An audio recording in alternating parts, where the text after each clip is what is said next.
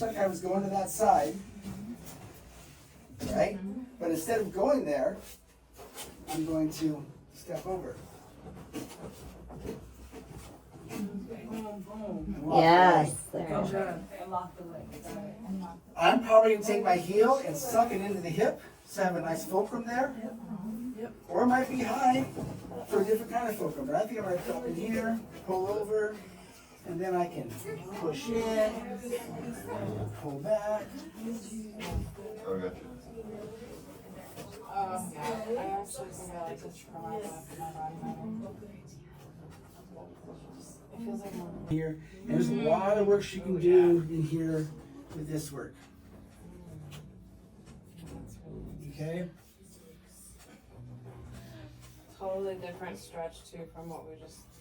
Just here, so I'm not really grabbing, stepping over, coming through.